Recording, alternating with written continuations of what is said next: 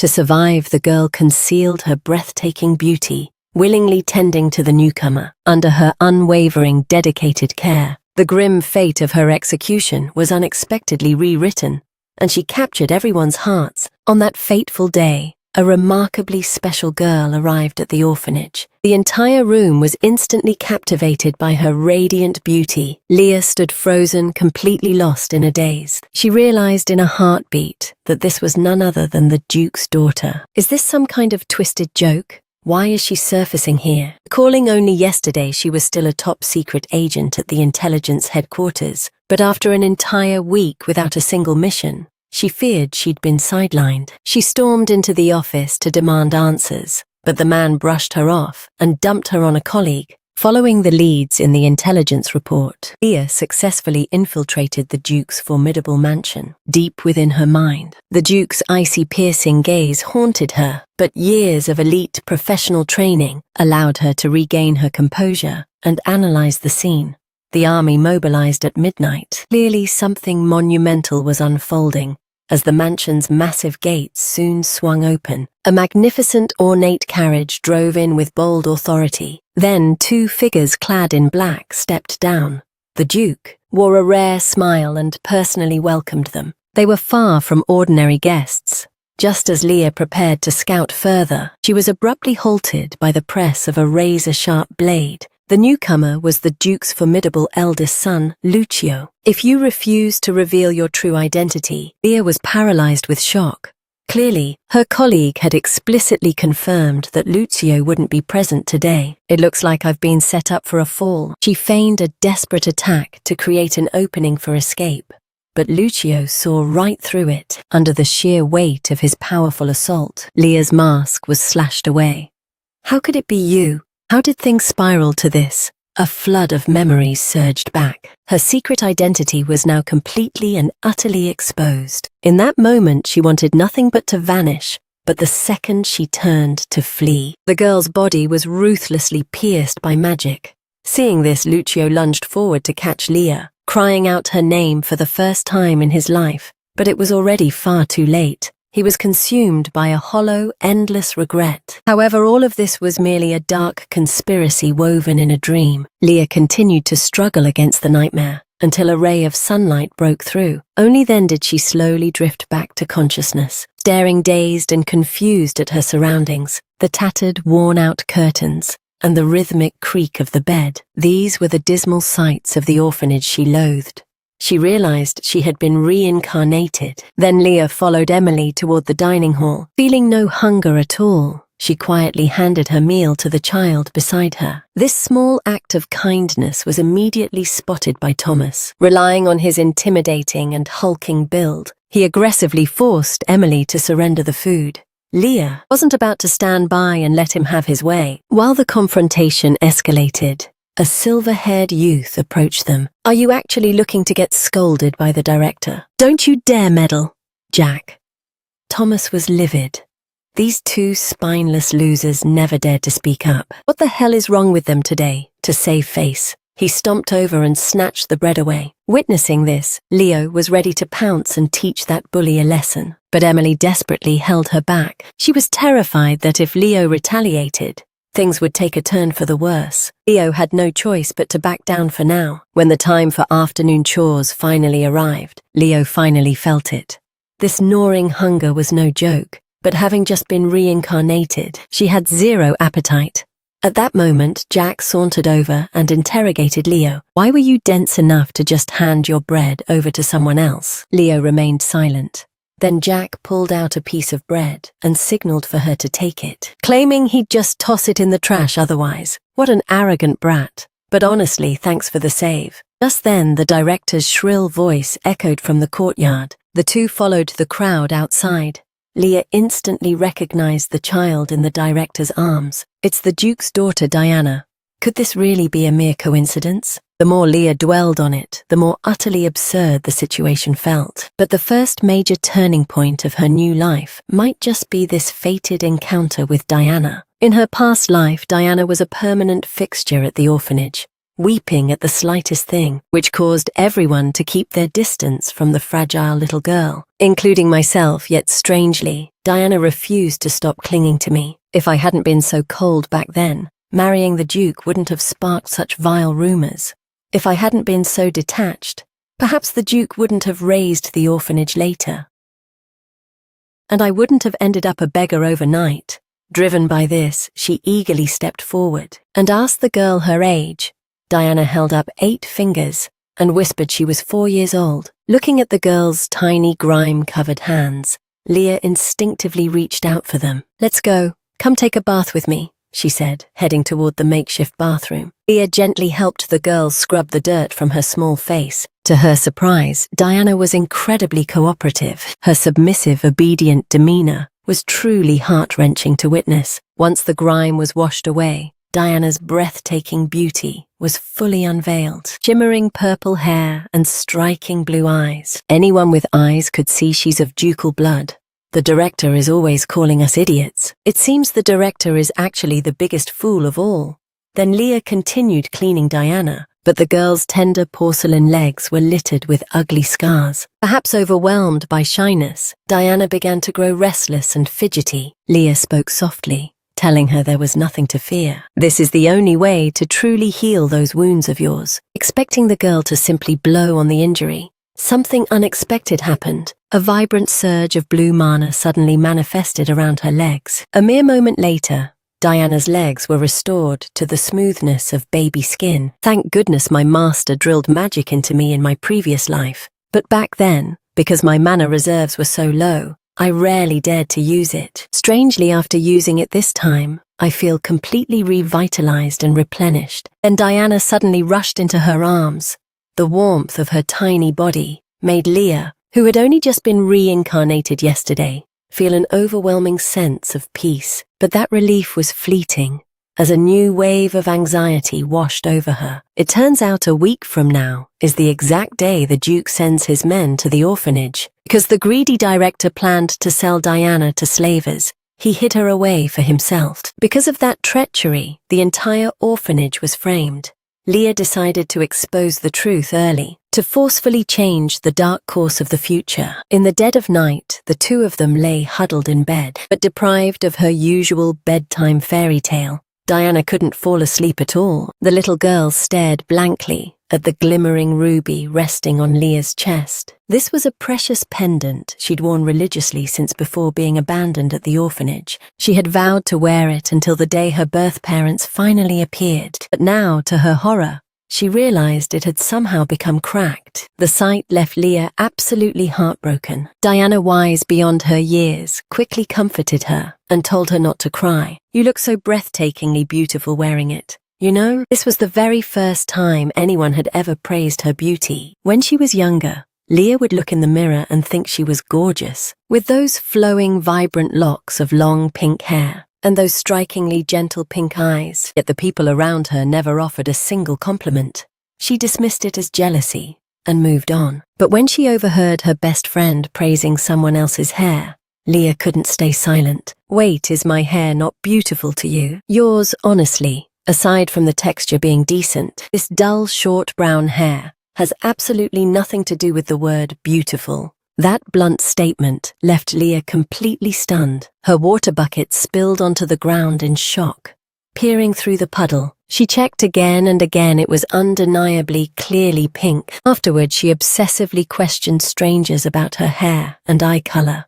The answers were always brown. She couldn't believe her ears yet. She had no way to refute their claims. Still refusing to give up, she even summoned a painter. But the verdict was the same. She gently stroked Diana's head. "Now isn't the time for overthinking. Protecting this child is my top priority." The following day, they gathered to eat at the dining hall, as usual. Diana had devoured her meager portion of bread in record time. The poor kid still looked famished.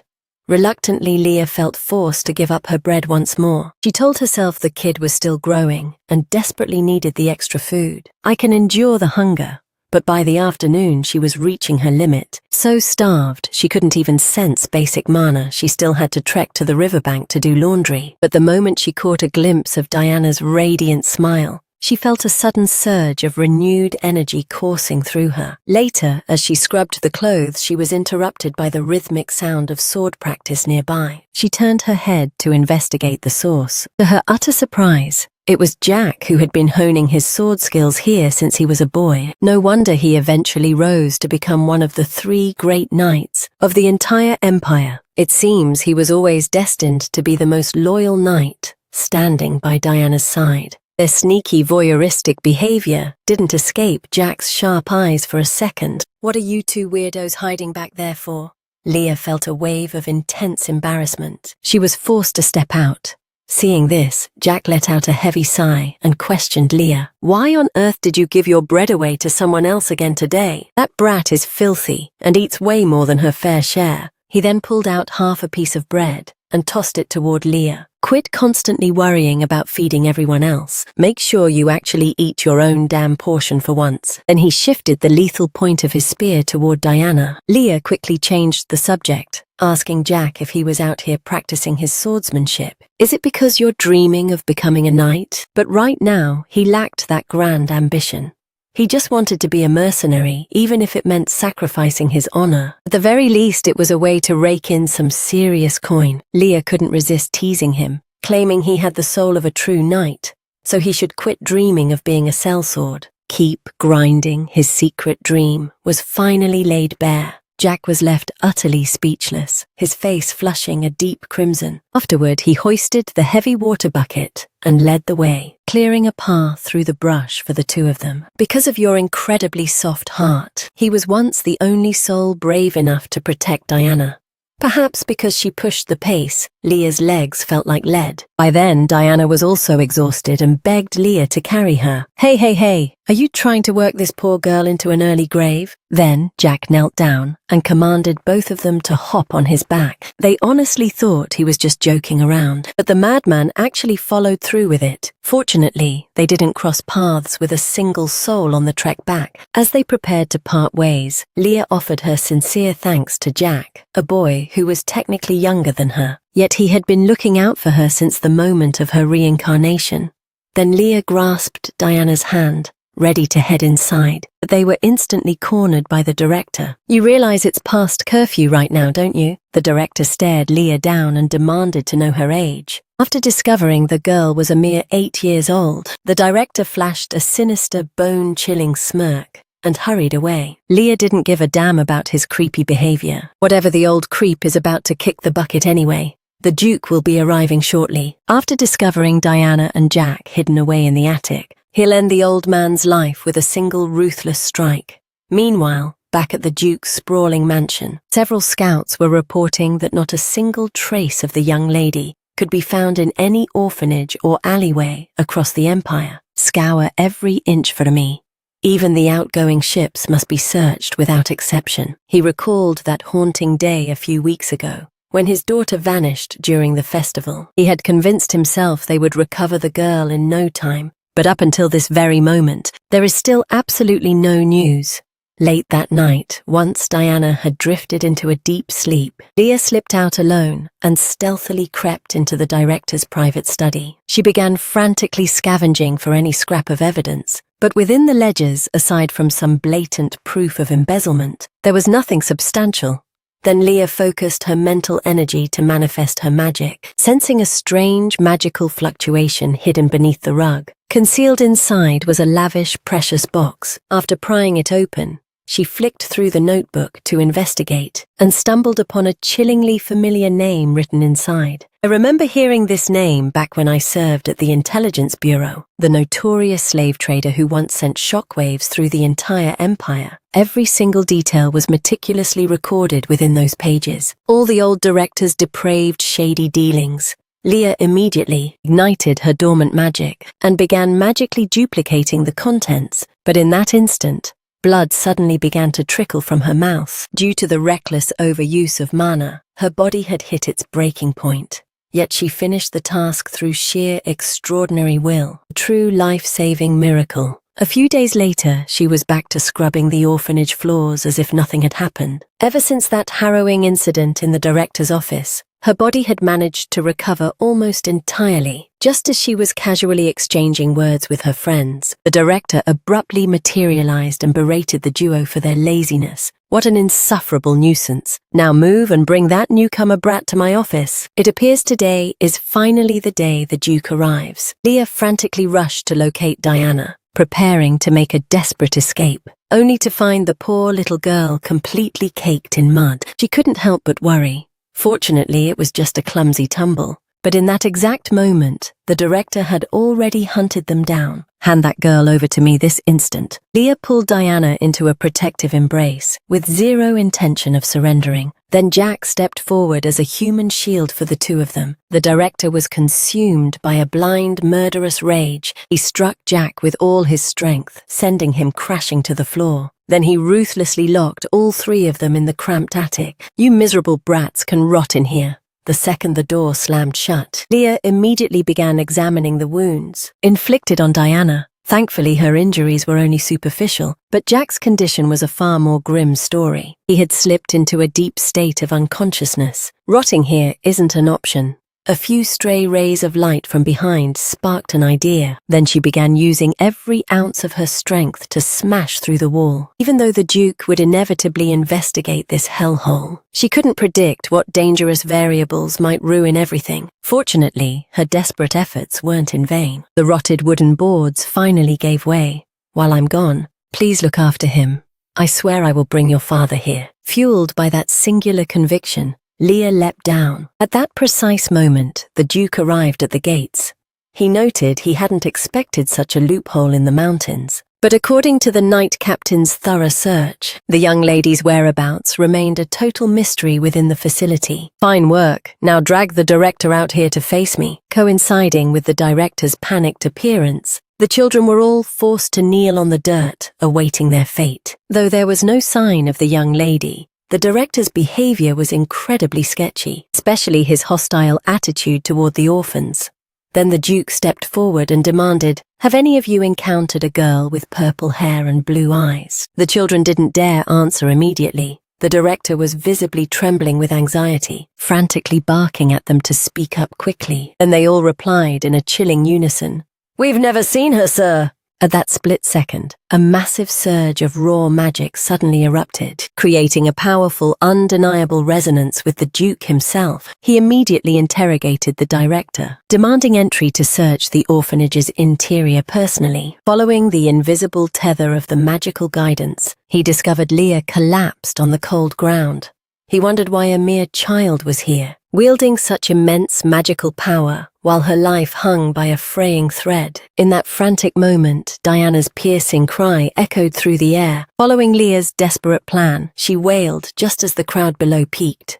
The Duke spun around. Incredibly, there stood the daughter he had been painstakingly searching for. He instantly ordered a rescue. At that same heartbeat, Leah gradually drifted back into consciousness. The very second her eyes landed on the Duke, the girl threw herself prostrate upon the muddy ground, desperately imploring the powerful man to save her friends trapped in the attic above. "The director is planning to sell us all to heartless slave traders. That old snake, I knew you were hiding something foul." But the blatant lies previously spat out by the children had caused the Duke to completely lose his trust in them. Leah hurriedly produced the incriminating evidence she had magically duplicated and presented the damning scrolls to the Duke. "This is the director's secret ledger of shady deals.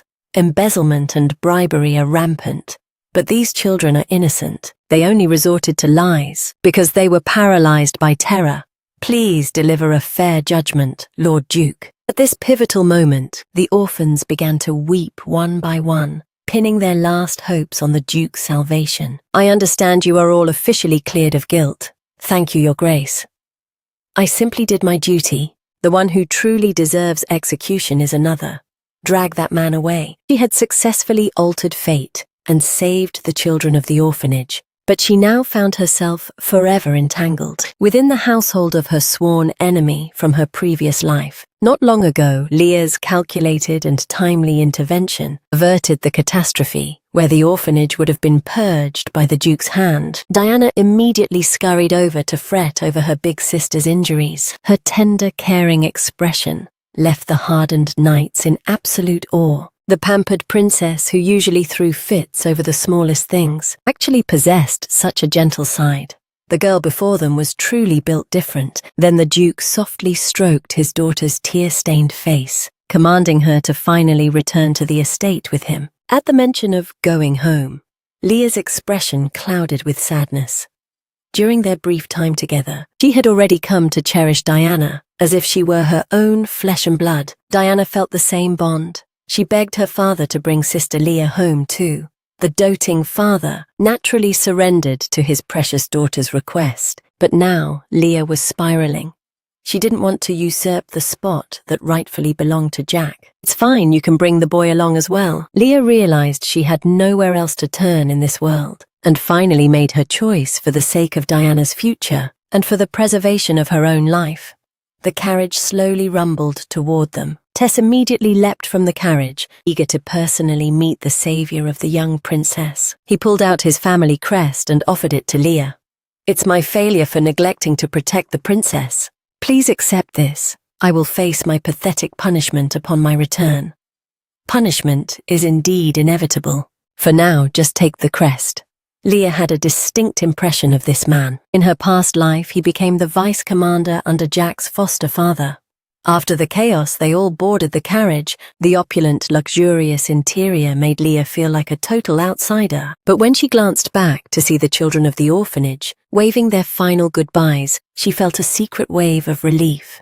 In her past life, she was just another face in that crowd, who could only silently watch Jack's silhouette fade into the distance. Suddenly, the Duke began to grill her about the enigmatic Leah. Being a mere 8 years old, the Duke couldn't help but marvel at her sheer audacity. If I hadn't crossed paths with her after her desperate plunge from the attic, she would have been seized by the director and systematically tortured to death. Were you aware of Diana's true lineage and my identity as well? Furthermore, how on earth did you secure that incriminating evidence? A whirlwind of unanswered questions swirled in his mind regarding Leo, all of which she parried with a flawless, perfectly crafted response. She claimed she'd accidentally eavesdropped on the director and snatched the evidence while scrubbing floors. This revelation caused the Duke to hold her in even higher esteem. She is an exceptionally clever and remarkably kind-hearted child. The group soon arrived at a cozy nearby inn. Despite his visible hesitation, he still made a request of the commander, the legendary Knight of the Grand Duchy, asking if she could oversee the children's welfare.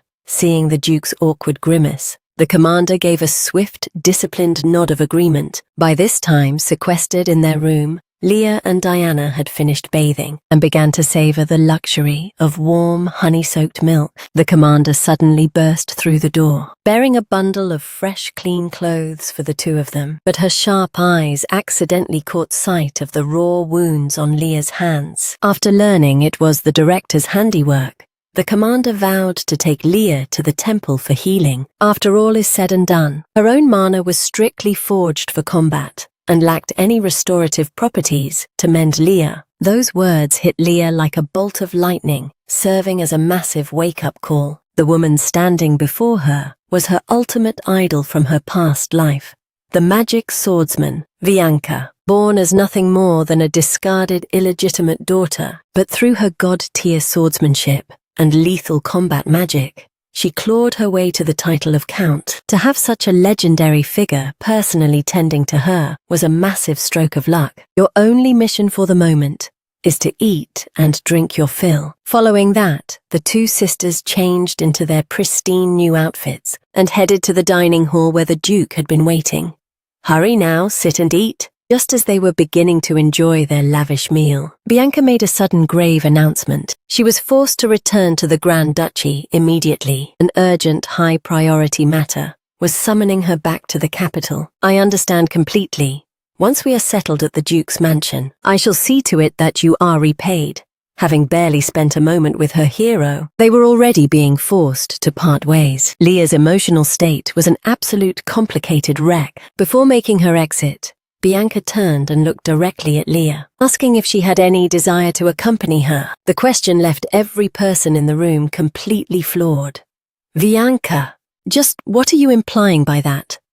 The woman explained that from the moment she met Leah, we sensed the raw mana overflowing from her soul. Left unchecked, it will ravage her body. The most critical priority right now is that she desperately requires a mentor to stabilize her power. Facing this awkward tug-of-war over her future, Diana was the very first to lunge forward and fiercely claim her sister's arm, saying everything in her power to keep her sister from slipping away. "Don't go, please don't leave me." By following Bianca, the path to a legendary career would be wide open, but doing so conflicts with her mission to infiltrate the Duke's home, so she picked Diana and rejected her own idol. I truly respect your conviction. If you ever crave more power in the future, you must journey to the Grand Duchy to find me. Farewell, though a sting of regret lingered in the air. But in her previous life she bled and toiled for recognition, only to be backstabbed by her own comrades. Leaving that debt unpaid wouldn't be right. But for now, staying put is the smarter play. She knows dangerously little about the Grand Duchy of Bilas, only rumors of the Duke's son, which instantly brings back memories of Lucio, the very last man she laid eyes on before her death. While she was lost in thought, the Duke's voice snapped the two back to reality. "We've arrived." The moment they stepped off the carriage, the one waiting to greet Diana was the Duke's second son, closely followed by the young girl's mother. Diana immediately lunged into her mother's embrace. "Hey, you, who are you? Why are you sticking to my sister? You're definitely plotting something, aren't you?" Hearing her brother shamelessly badmouth Sister Leah, Diana immediately flared up to shield her. "Don't you dare bully my princess, you filthy insect." That outburst left the entire crowd stunned.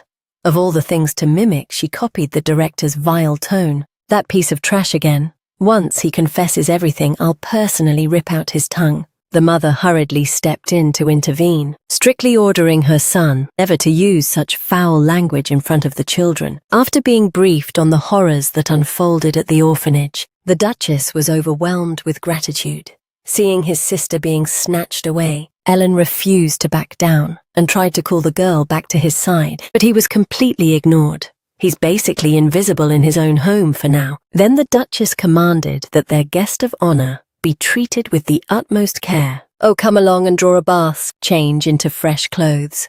Then you shall have a full tour of the Duke's estate." And just like that, Leah was ushered inside.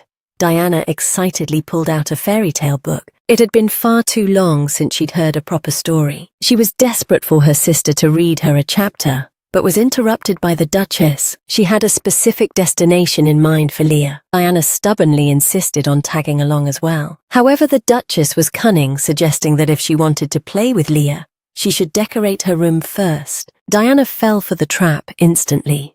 Thus the two finally had a chance to speak alone in the hallway. Leah felt her pulse racing with intense anxiety, trembling slightly as she followed the Duchess into a private chamber. The priest waiting inside had been expecting them for quite some time. She was acting on Bianca's orders to mend Leah's lingering wounds. It was supposed to be a routine, simple task, but a freak incident occurred.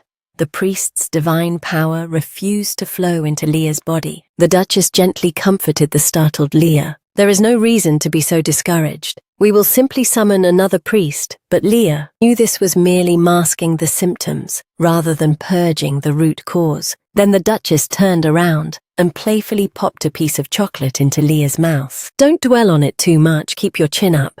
The Duchess's sudden surge of gentleness. "The lady is truly cut from the same cloth as that man." After that, the two retreated to the dining room, only to find a colossal mess waiting for her. Ever since that mysterious girl moved into the Duke's grand mansion, Ellen has officially become the person with the lowest social standing in the entire house. Just for raising my voice once I'll get a savage earful from my own little sister, and eventually find myself kicked out onto the cold streets. Not long ago, hoping to repay Leah's unwavering care at the orphanage, the Duke's daughter began frantically spoon-feeding her big sister, sparking Ellen's extreme dissatisfaction. But paralyzed by the sheer terror of his sister's absolute authority, Ellen eventually had no choice but to just suck it up and slinked away like a defeated dog. Then the sophisticated mother stepped in to bail out her disgruntled son, revealing that Ellen is still a baby at heart, still clutching a doll when he sleeps at night. Leah was absolutely floored. To think the Empire's future legendary swordmaster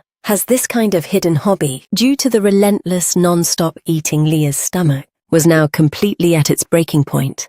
But to save face for her new family, she still forced down the final piece of cake, a truly bittersweet moment. Who would have guessed Ellen was now wandering the streets on an empty stomach? In the afternoon, while the mother was busy coordinating household affairs, Diana suddenly burst into the room screaming that Sister Leah had fallen deathly ill, but fortunately it was just a common pesky cold. Before making his exit, the doctor gave the little girl some stern advice to ease up on the heavy meals in the future. Before he could even finish his sentence, the Empire's formidable head magician, Tylene, arrived.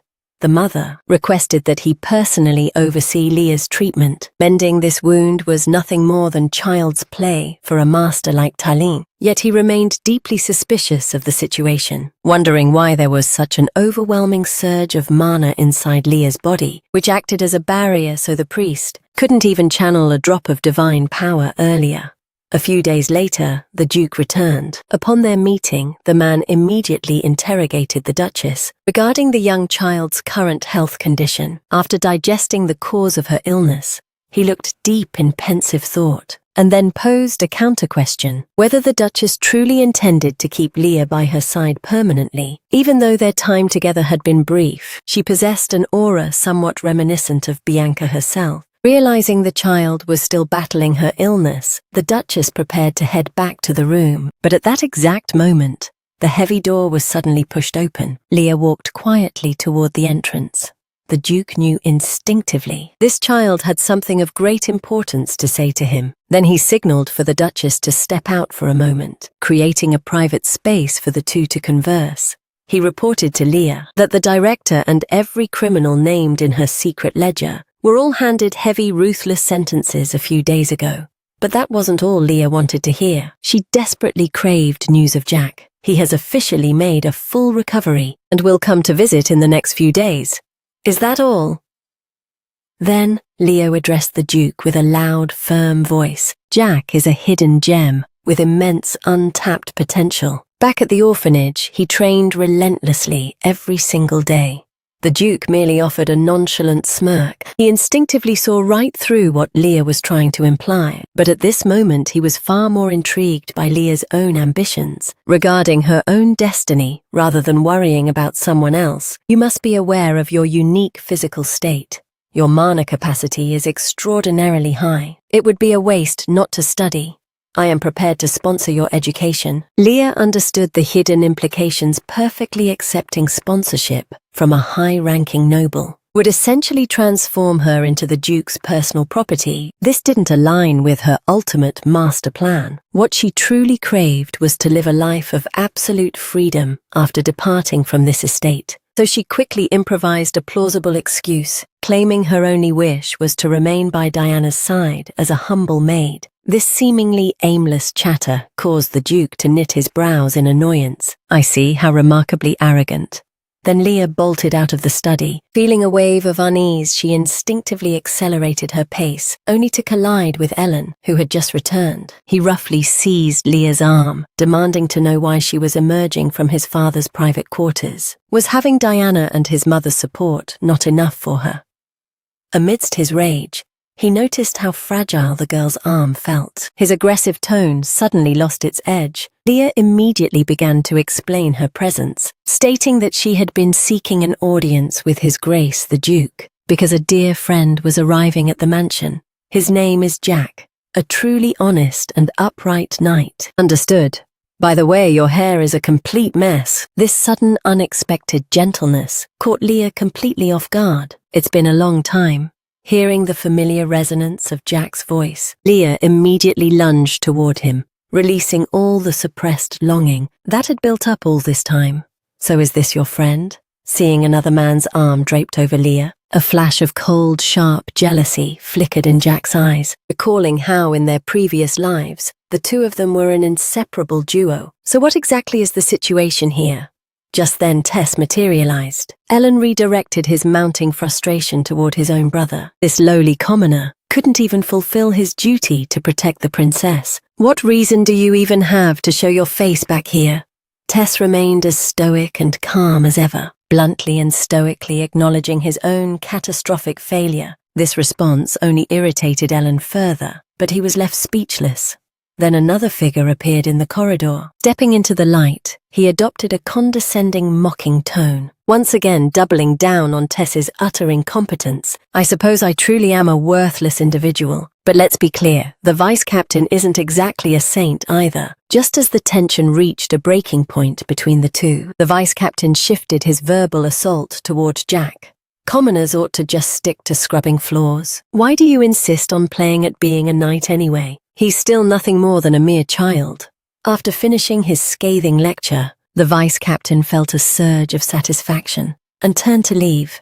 As Tess and Jack prepared to depart, Leah abruptly halted them. Please, you have to tell me, why did you claim that the vice-captain isn't a good person? It turns out that on the day of the festival, he suddenly received orders from the vice-captain to relocate elsewhere. But he always sensed that something was dangerously off. So he doubled back to the main unit, but it was far too late. Tragedy had already struck the young lady. He swore to both of them on his pride that every word he uttered was the absolute truth. Years ago, back when he was still a low-ranking mercenary, he had earned the Duke's rare admiration. And it was at that precise moment that he became a permanent thorn in the vice-captain's side, solely due to his humble commoner status. He couldn't reveal the truth to the Duke. Besides, he lacked any concrete evidence. In the end, a reckless accusation might just come back to bite him. Leah, having grasped the gravity of the situation, bid them both a cautious farewell. Tess's tragic story had truly struck a chord within Leah. The little girl was now determined to step out of her comfort zone, to hunt for proof of the vice-captain's crimes, while purging a hidden threat from Diana's life. The girl forfeited a sponsorship worth tens of millions and declined a life of luxury, choosing to remain by the lady's side as a mere maid. Armed with nothing but a comb, she exposed the vice-captain's entire web of treachery. That day, the little girl went about her business as usual, toiling away in the Duke's sprawling mansion. The maids all whispered. Ever since little Leah joined the household staff, the dry and tedious days of labor have become infinitely more interesting. But the little girl's true agenda was far more calculated than that. Unlike her previous life, this petite and fragile body, coupled with the facade of a harmless child, made it effortless to gather intel on the vice-captain. She discovered the man hailed from a prominent count's lineage within the empire, possessing such a noble title. It was no shock. He looked down on someone like Tess, who rose from the dirt of a commoner background, mentor of that caliber, teaching the next generation. It seems they haven't changed a bit. The situation is getting messy. Just then, the Duchess materialized. Diana lunged into her mother's arms, unleashing her ultimate acting cute attack. Leah watched the heartwarming scene with a trace of envy in her eyes, but she was quickly spotted by the Duchess.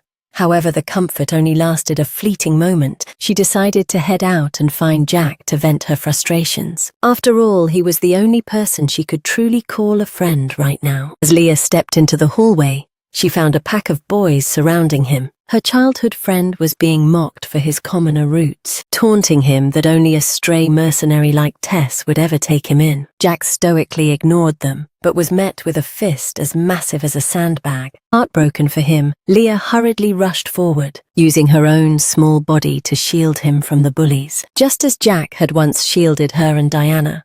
"You pathetic cowards! How do you even have the nerve to call yourselves knights?" Lord Tess was personally appointed by the Duke himself. "Are you lot really trying to challenge the Duke's absolute authority?" The boys were left speechless. They couldn't find a single word to refute her. Just as Leah began to celebrate someone even more, Troublesome emerged from the shadows. The group of bullies scurried to Ellen's side, immediately starting to play the victim card. Leah wasn't about to indulge their nonsense. "You weaklings, I could take you out with one punch."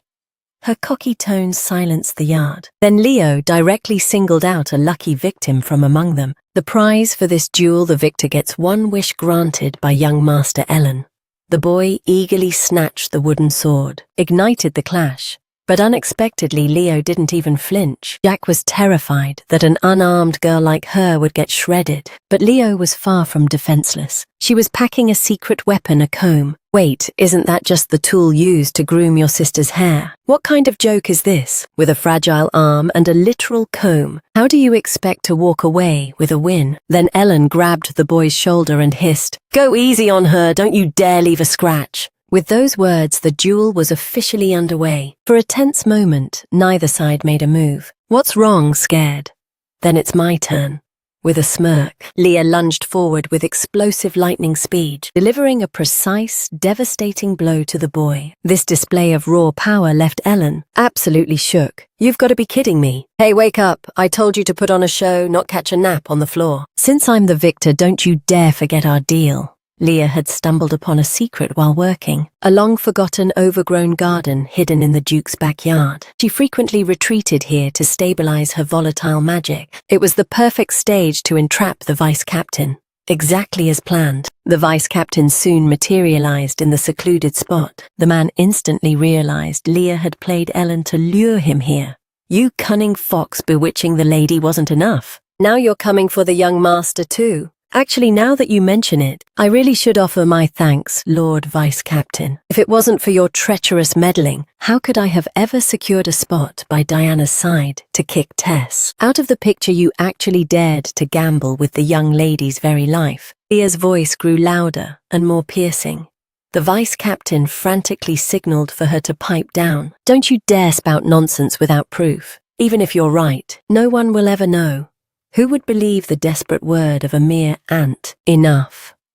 "What is the meaning of this?" Seeing that the Duchess had finally arrived on the scene, the vice-captain scrambled to fabricate an explanation, claiming he was merely disciplining the insolent children. Disciplining the children? It looks more like you were attempting to commit a murder. Leah's master plan was unfolding with flawless, calculated precision, because during afternoon tea, she had subtly brainwashed the Duchess into believing the back garden was beginning to bloom with mysterious new life, and the Duchess, eager to spark romance in her marriage, brought the Duke along for a stroll. But if they hadn't appeared today, she would have been forced to report him directly to the Duke, which would have been far less effective. In this moment, Leah seized the opportunity to drop an even bigger bombshell, which left Ellen, who was eavesdropping behind a tree, so utterly stunned that his face turned ghost white. Girl who seemingly couldn't even mend her own minor scratches, who couldn't even heal herself, was secretly the most powerful material mage in the Empire. Just moments ago, Leah had decimated Ellen's strongest henchman, earning her right to a single wish.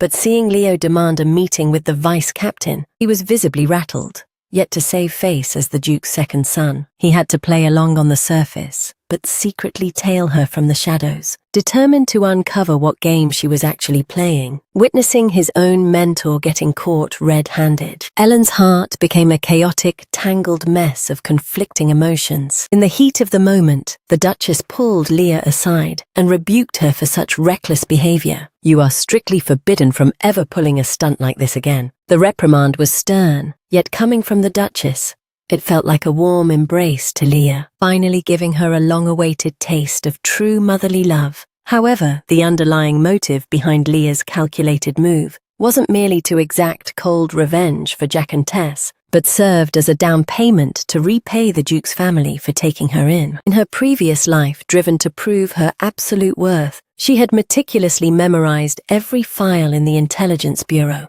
including a classified report on the vice-captain embezzling the Night Order's treasury.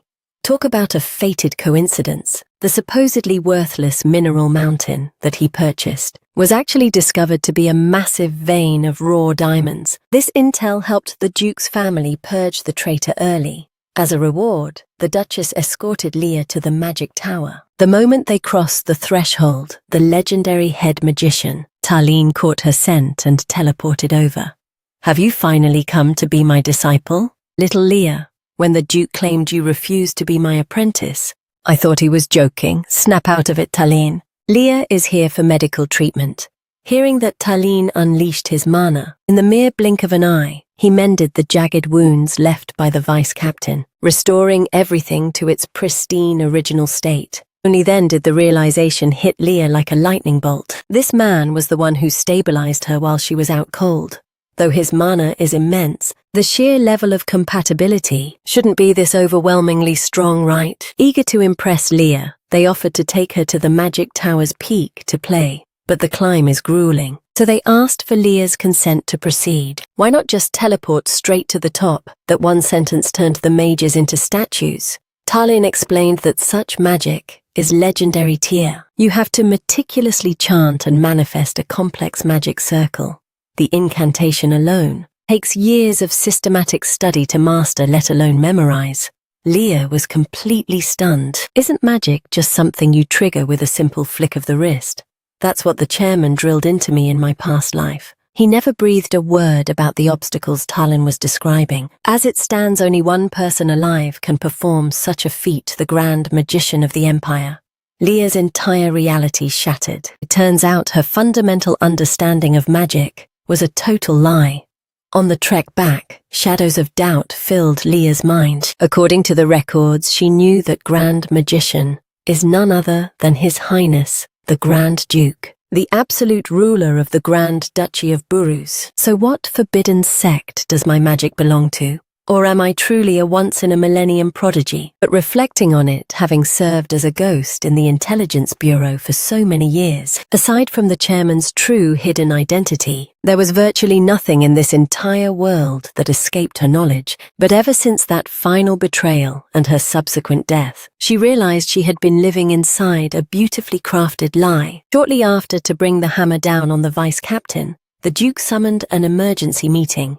It's rare to see all these old fossils gathered. In their cold hearts, they must be sweating over what's about to go down. The Duke stared at his father's portrait, his thoughts a venomous, tangled knot. It was his father's sheer incompetence that allowed the Duke's estate to be puppeteered by these vultures. It was time to burn it all down. He charged into the carnage at age 18, clawing through hell to become the Empire's sharpest blade. Then, with the backing of the Grand Duchy of Burros and his wife's prestigious lineage, he finally managed to reclaim his family's stolen title. But the internal branches of the clan were still eroding like a massive landslide. Now, at long last, he finally has the perfect opportunity to grind their insufferable arrogance into the dust. Please, everyone, take your seats. In that instant, the Count was the first to lash out, demanding the Duke explain why his son had been thrown into a cold prison cell. Has the truth of this matter not been made public yet? You, of all people, should know.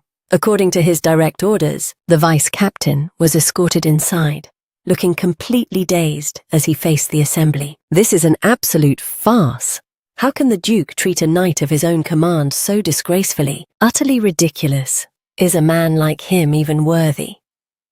These razor-sharp words caused a ripple of whispers, with everyone guessing the vice-captain's hands were filthy, but they never expected such a blatant abuse of power. As to arbitrarily reassign Tess, the one guarding the young lady, to a remote post, this revelation drove the Count into an absolute blind fury. He immediately hoisted a chair, prepared to beat his own son senseless. You rebellious failure of a son! How dare you commit such a treacherous act? Then, in front of the entire council, he began to ruthlessly sever their father-son bond forever, embezzling public military funds to purchase a private mineral mine. That trail leads directly to you as well, doesn't it, Lord Count? The man froze in terror, hurriedly dropping to his knees to beg for mercy. But his pleas were utterly useless. The emergency meeting was finally adjourned. The Duke and his family took a quiet, contemplative stroll through the backyard garden. There he informed everyone of the final verdict regarding the Count and his disgraced son. The Duchess was visibly satisfied. Anyone who dares to bully Leah deserves a death sentence, no matter their rank or status. Such behavior is strictly forbidden. This fierce protection left Leah feeling deeply, authentically moved. But at the same time, her heart was a chaotic mess of conflict. She had once vowed to never again be shackled by anyone.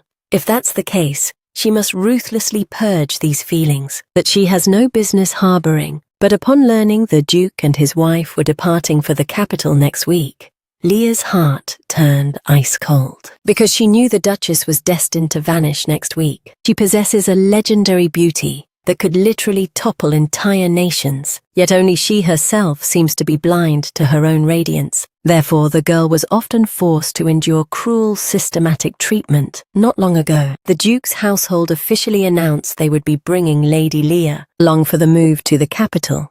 Hearing this news, the person Leah was most desperately worried about was the Duchess. In the timeline of her past life, the Duchess passed away a mere year after relocating to the capital. She originally assumed the Duchess simply had a fragile constitution, so she didn't give it a second thought. Now it's clear the Duchess is perfectly healthy, meaning her death was anything but natural. Rumors suggest her lineage isn't elite. Marrying into the Duke's family meant she had to swallow all sorts of vicious gossip from the high society. Moving to settle in the grand capital is undeniably a disaster in the making. At this moment, the Duchess noticed Leah was visibly weighed down by heavy dark thoughts. Let's go play. Following Tess's lead toward the carriage, the Duchess boarded the vessel first. But Leah was suddenly pulled back. I wanted to personally express my gratitude to you. After all, I owe you a massive debt of honor. If you ever require anything, Lady Leah, don't hesitate to speak up. Also, Jack, can you seriously stop being so painfully shy? Step forth, everyone. I've officially taken this brat as my personal disciple. Mark my words, in just a few short years, he'll be a legendary knight. Hearing this, Leah was absolutely beaming, hurrying forward to offer her congratulations. The boy's flushed crimson face said it all. In truth, even without my intervention, Jack was destined to become one of the 3 elite knights of the entire empire. So a huge congrats to you. That arrogant boy really can't handle a sincere compliment, immediately slinking away in embarrassment. Inside the plush carriage, the Duchess thoughtfully produced some exquisite snacks for Leo to savor throughout their pleasant journey. The group quickly arrived at a bustling, high-end district. Even just stepping off the carriage, the Duchess exuded pure elegance and refinement. Glancing at her own reflection, she was about to clumsily hop down when Jack suddenly rushed over to catch her in his arms. The very moment she touched the ground safely, Diana immediately took a playful bite out of Jack's hand. The princess is mine alone. I'm the one who serves as your true knight. To soothe the jealous little girl, the mother bought colorful cotton candy for the children. This sugary distraction would keep the kids occupied for a bit, because meanwhile, she was about to commence an absolutely legendary shopping spree. While the Duchess was busy trying on the latest fashions, the shop staff were a whirlwind of activity, hurriedly taking measurements to craft custom outfits for both girls. Leah acted visibly awkward, stammering that these luxury silks were far too expensive. It's perfectly fine, this ensemble was tailored specifically for you. Then Diana came scurrying over. After donning her new attire, the little girl looked like a radiant, tiny fairy. At that exact moment, the sharp sound of a heated argument erupted from behind. A haughty, rich young lady was ruthlessly picking on a defenseless service staff member. Noticing Leah was eavesdropping on the drama, she turned her venomous gaze toward her. Now there's going to be serious trouble. Leah hurriedly shielded Diana in a protective hug, fearing they'd be dragged into the mess. Luckily, a woman intervened just in the nick of time, commanding the girl to cease her disgraceful scene at once, whispering that the Duchess was also present and not to be disturbed.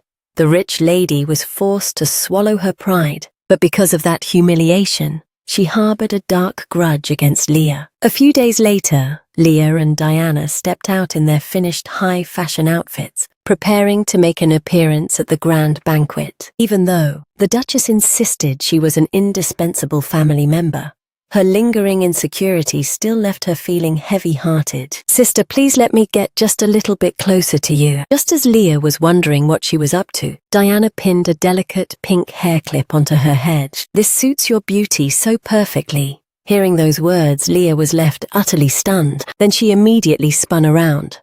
Her reflection in the mirror looked like a descending celestial fairy. She believed she was finally grasping this fleeting happiness.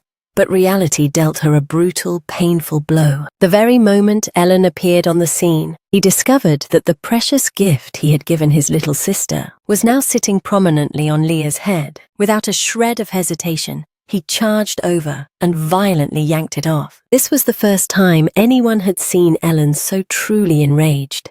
His mother hurriedly intervened, explaining Diana pinned it on her. The girl is completely blameless. Apologize to her this instant. I absolutely hate her. I'm begging you never show your face in our house ever again. After spitting out those words, Ellen turned and vanished, as if he'd made a final cold decision. This entire ordeal plunged Leah into a painfully awkward situation. The Duchess was the first to break the silence. I'm so sorry, Leah, that was my lack of foresight. That hair clip was a precious birthday gift Ellen personally gave to his sister. As his mother, I clearly have some deep-seated issues with my parenting. You head to the banquet hall first. Diana and I will join you in just a moment. Meanwhile, in a different corner of the gala, the haughty socialite Letitia was still whining that her dress wasn't the star of the show. Her father told her to zip it. The priority now is to secure favor with the Duke's daughter, especially while the mansion is scouting for talent. If all the spotlight is hijacked by that rumored commoner brat. Sister, I've missed you so much. Witnessing the intimate bond between the two, Letitia's blood began to boil with pure envy. She couldn't fathom why the young lady would embrace this nameless nobody, but Diana fired the first shot. Hey you, why are you bullying my sister, you big meanie? Letitia immediately played the victim, insisting with fake innocence that she hadn't laid a finger on Leah. At this precise moment, every judgmental eye in the room was pinned on them. Leah, desperate to dodge the unnecessary drama, quickly whispered to Diana that the girl hadn't actually bullied her, then invented an excuse to drag Diana away, leaving Letitia standing there, marinating in her own public embarrassment. The two of them escaped to the fresh air outside. Diana was still stewing over the encounter. She had clearly clocked Letitia glaring at her sister earlier. I have to protect you because I'm your knight. Leah felt a surge of warmth, saying she already felt safe. Didn't you just courageously stand up for me back there? It turns out I'm actually a total badass. Diana happily skipped to the buffet to reward herself with a feast before she could even finish and return to me. This little Diana is truly the definition of adorable. In that moment, Leah was absolutely floored to discover a mountain of premium chocolate flanked by an endless sea of delicate macarons, a literal dessert paradise. However, her wide-eyed expression was instantly mocked by the surrounding snobs, ridiculing her as a nameless country bumpkin dressed like a total peasant. Even though Leah's inner spirit is forged from steel, the insults still managed to sting. But just then she happened to spot Ellen passing through the crowd. She originally intended to circle around and offer a polite greeting, but was violently shoved from behind by an invisible pair of hands, falling face first onto the cold, hard ground.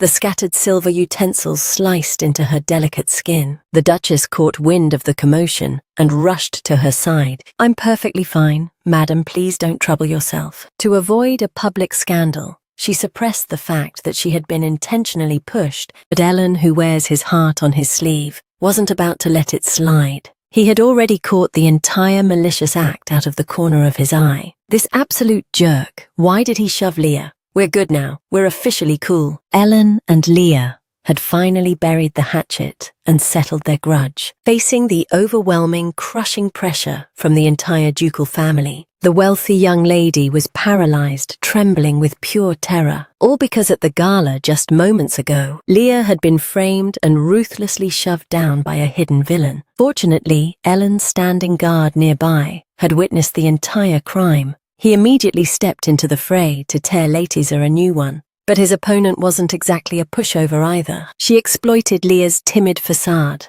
and shamelessly began shifting the blame onto innocent bystanders. Tragically, the surrounding crowd lacked the spine to step forward as witnesses. At that precise moment, the Duke's imposing figure suddenly materialized. He demanded the truth directly from Leah's own lips, whether she had simply stumbled or was maliciously shoved.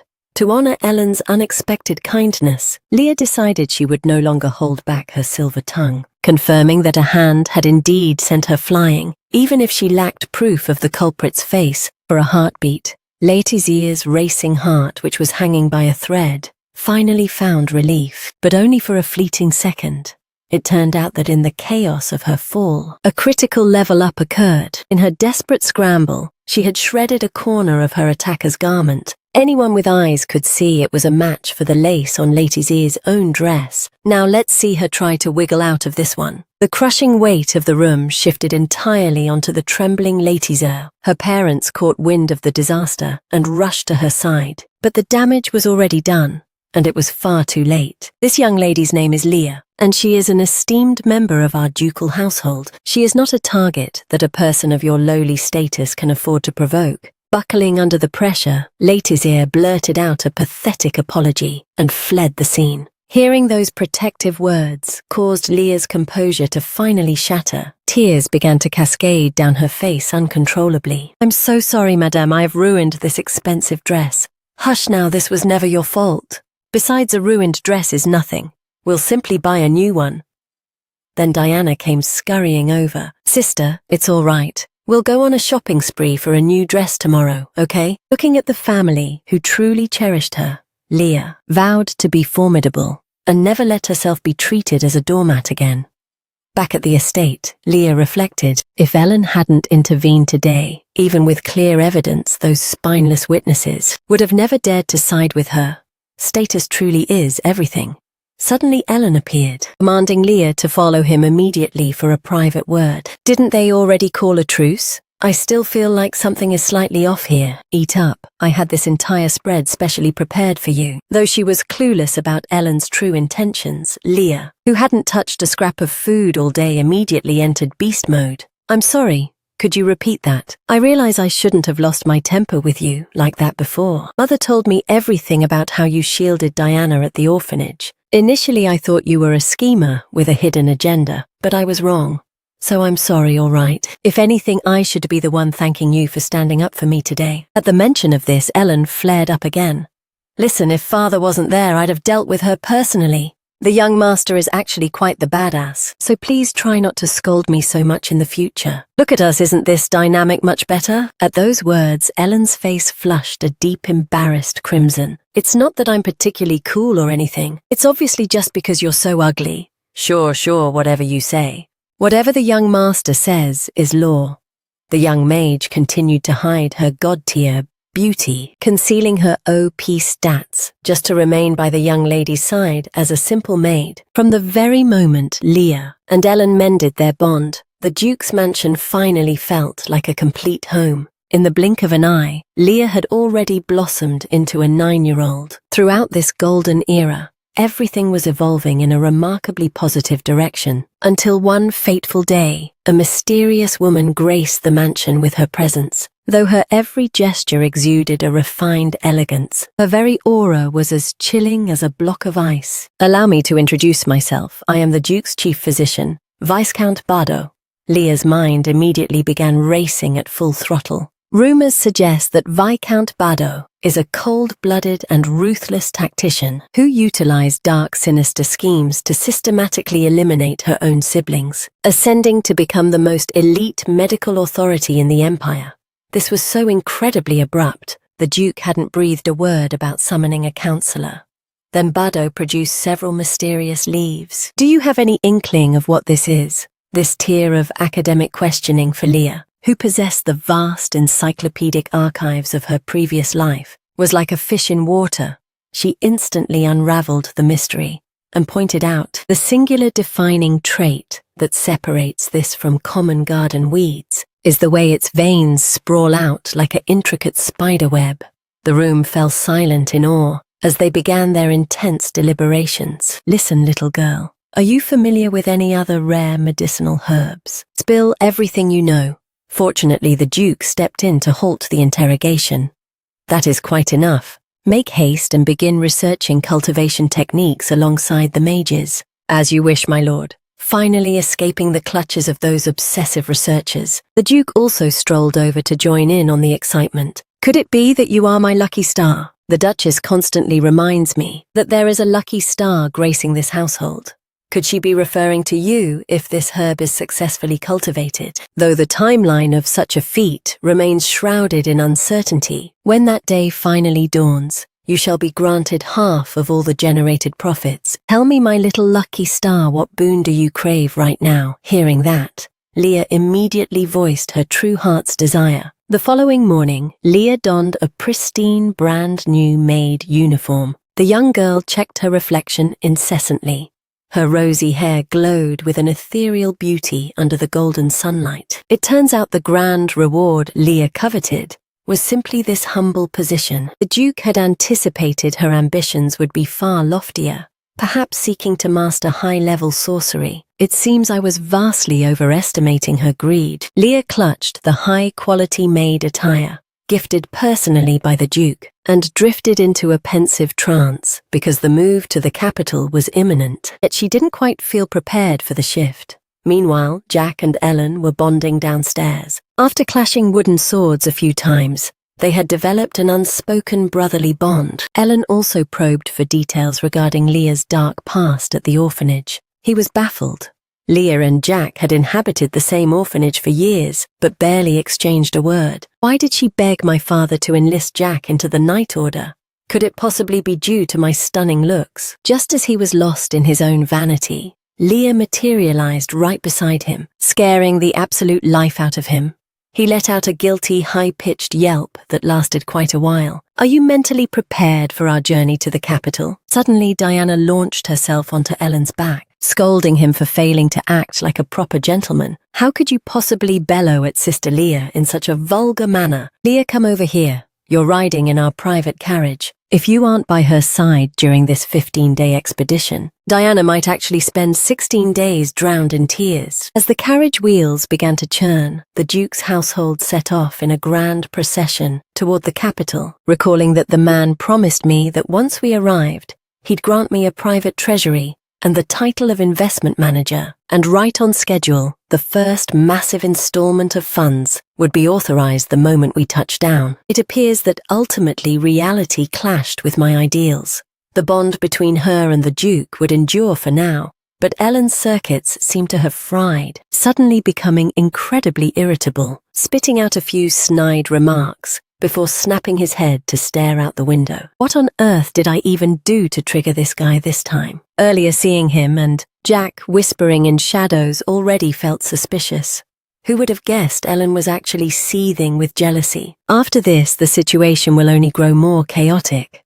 The girl, having transitioned to a maid, was met with a wall of icy indifference. The young girl, in the aftermath, found warmth only from the boy who remained as loyal as a devoted puppy, desperately wishing to take her and elope, escaping a world suffocating with mindless prejudice. But he was rendered powerless by his own lack of status and strength. In a moment of agonizing internal turmoil, he chose a different, far more radical path. Not long ago, the Duke's household completed their arduous long-distance trek, finally pulling into the capital under the cover of a gloomy, rainy night. The staff lined up one by one to offer a formal welcome, but the Duke was conspicuously absent.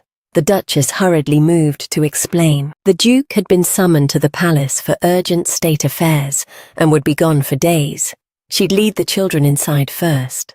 Just then, Leah felt the head maid, sizing her up with a pair of predatory, malicious eyes. Before Leah could even process the hostility, the woman instantly donned a completely different mask, scurrying toward young Lady Diana to shower her with fake sycophantic praise. But the little lady saw right through the act.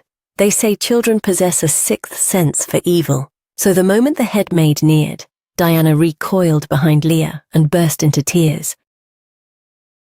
The Duchess was forced to command Ellen to hurry and escort his sister upstairs. A new level up was about to follow them toward the living quarters, but was abruptly intercepted by the Duchess. She intended to formally introduce Leah. Fortunately, Leah was incredibly sharp, offering a polite greeting. I am Leah, assigned to personally attend to Lady Diana. The moment she spoke, the room erupted into hushed whispers. How absurd! What could this child's pedigree possibly be? This hostile atmosphere couldn't help but make Leah flash back to her cutthroat days at the Intelligence Bureau. When the chairman first debuted her, she faced the same vitriol which sparked the tragedy that unfolded later on. It was solely because I was such an unbearable eyesore that I was framed and sent to my grave. So this time, she must maintain the most invisible profile imaginable. As long as she can remain by the side of the Diana she treasures most, then these petty insults mean absolutely nothing at all. Then the Duchess declared that Leah was a special case and must be housed in the room directly adjacent to Lady Diana. Madam, as a matter of protocol, that is strictly forbidden. Maids are barred from residing in the main palace, let alone occupying a room next to the lady. A mere servant belongs in the common dorms. The Duchess stood her ground, arguing that Diana would be calling for her, constantly making the distance impractical. Then let her take up a post in the hallway to ensure she is ready to serve at a moment's notice. These venomous words failed to leave a single scratch on Leah. It's perfectly fine, madam. Being granted any room at all is a blessing to me. Hearing this, the Duchess had to yield, ordering the head maid to escort them to their designated quarters. Soon a full week had slipped by. Leah gradually synchronized with the fast-paced rhythm of capital life. During this stretch, the Duke was a ghost buried in palace work all day, while the Duchess rotated through elite social circuits. Though the head maid was a nuisance, she was undeniably efficient at managing the Duchess's affairs, but daily friction was still inevitable. For instance, banning Leah and the lady from sharing a meal. Perhaps the true villain was never the head maid, but rather these snide young maids standing right in front of her, who took turns hurling venomous insults at Leah one after another. I caught a rumor that you're nothing but a pathetic orphan. Being granted a position here is already the peak of your miserable life. Leah was flabbergasted that grown women would gank a 9-year-old, so the girl launched a fierce counter-tactic. You're absolutely right. Serving this house is indeed my greatest honor. So I shall work twice as hard as anyone else. The crowd was stunned. Was this brat really this submissive? Fine then. Since the windows are nearly finished, go scrub the laundry. Leah acted as if she'd found a lifeline and scrambled out of the room as if her very life depended on it. That wrap-up was faster than expected. I'm already desensitized to this level of petty bullying. Meanwhile, elsewhere, Jack suddenly stormed the Duke's mansion, radiating a murderous aura as he marched straight toward Leah's location. It turns out that moments ago, he had been tipped off by a maid that Leah was slaving away at the laundry area. Jack stood there, completely paralyzed after hearing the news. He couldn't fathom it. Leah is Diana's literal savior, and if being marginalized wasn't insulting enough, she's only been in this capital for days and has already been demoted to a laundry maid. He simply couldn't process it. If this is the reality of her life, then what was the point of even coming to the capital? You can scrub rags in any backwater alley. You might as well have stayed at the orphanage to do it. Leah, oblivious to the storm, was wiping away her sweat. Just as her tiny hand reached down, it was suddenly intercepted and firmly gripped by the newly arrived Jack. He aggressively stepped into Leah's personal space. Jack, what on earth are you doing here? That is exactly the question I should be demanding of you. Why are you here breaking your back over laundry? Why to shield her sister? The young mage girl meticulously concealed her peerless divine beauty and accepted the role of a lowly, insignificant maid. But now even this humble position was being sabotaged and replaced by a pawn carefully arranged by the scheming head maid. This time, Leah finally resolved to strike back. Not long ago, Jack tracked Leah down and interrogated her on why she was hiding here scrubbing filthy clothes. No wonder young Master Ellen has been unable to find her lately. Facing the aggressive boy, Leah awkwardly stammered that young Master Ellen has been swamped recently, so it's perfectly natural that their paths haven't crossed. However, the brief private exchange between the two was spotted by a group of maids who had arrived late to the scene. They immediately began gossiping and speculating about her secret relationship with Jack. To dodge their prying eyes, she hurriedly attempted to bid Jack farewell, but he refused to let her leave, continuously pressuring her about the girl's recent living conditions. A sympathetic maid stepped in to diffuse the tension, but no matter the excuse, Jack refused to back down easily. Left with no choice, the pick-me girl had to deploy her trap. Watching more and more onlookers join the fray, Leah seized the opening to make a quick escape. Sir Knight, since you clearly aren't busy, perhaps you could assist me with this mountain of clothes. Tackling this entire load by myself is becoming quite overwhelming. That sentence instantly set Jack's rage ablaze. Leah is half your size and she's doing this alone. I trust you won't have any issue handling it yourself. By now, Leah had bolted into the long hallway. She marveled at how much Jack had actually matured and just how popular he had become with the ladies. But looking back, it's hardly a surprise. In her previous life, before swearing a blood oath to be Princess Diana's eternal knight, he never had a single romantic scandal to his name. Quite the hopeless romantic, aren't you? Tell me then exactly who are you calling romantic? Leah, sensing the shift in tension, immediately pivoted the conversation. It's nothing at all. Young master, has your training session concluded this early? I simply dropped by to see Diana, not to bother with you. She has been absolutely swamped with her academic studies lately. I only catch a glimpse of her during meals.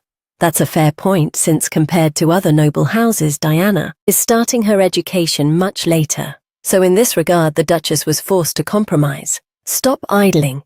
The young lady is inside expecting you. Hurry up and enter. The moment those words left her lips, the door suddenly swung wide open. Diana immediately lunged forward and threw herself onto the girl. Leah, your timing is absolutely perfect. Come join us for afternoon tea right now. The Duchess simply won't permit such a breach of protocol. You still have duties to fulfill. Left with no other alternative, the Duchess was forced to arrange for the both of them to take a seat. The ever-observant Leah suddenly caught a strange detail. A steaming cup of dark black tea placed directly in front of Diana. It was painfully obvious that this wasn't the flavor she enjoyed drinking.